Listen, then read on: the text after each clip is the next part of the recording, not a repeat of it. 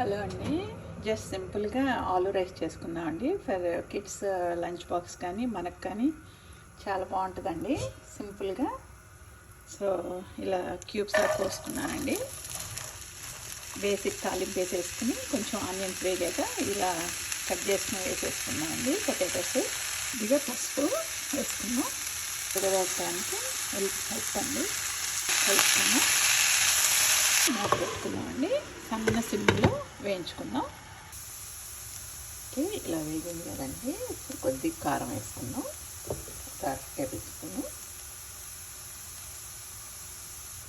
అలాగే వాంగీబాత్ అని దొరుకుతుందండి మసాలా. సో అది కొద్దిగా వేసుకున్నామండి ఫ్లేవర్ కోసం.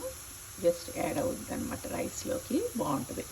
పిల్లలకి కొంచెం ఎక్స్ట్రా ఫ్లేవర్ అండి. కొద్దిగా వేసుకుందాం.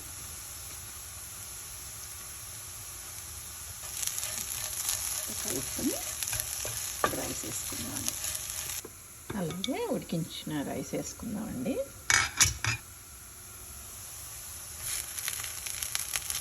కొద్దిగా నెయ్యి వేసుకుందాం. కలుపుకుందామండి. కొద్దిగా సాల్ట్ పడుతుందండి. కొద్దిగా వేసుకుంటున్నాను, చూసి వేసుకోండి సాల్ట్. కొద్దిగా షుగర్ స్ప్రింకిల్ చేయండి, టేస్ట్ బాగుంటుంది. అలాగే చివరిగా కొత్తిమీర వేసుకుని కొద్దిగా వేయించిన జీడిపప్పు అండి వేసేసుకుని చివరిగా స్టవ్ ఆపేసుకోవటమే. అంతే అండి.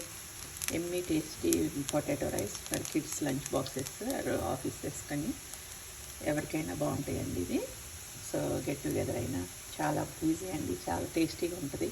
ఓకేనా, మీరు కూడా ట్రై చేయండి. టేస్ట్ చేద్దామండి. చాలా బాగుందండి. అసలు కిడ్స్ అయితే ఎంజాయ్ అండి లంచ్ బాక్సెస్కి. ఇంతే అండి.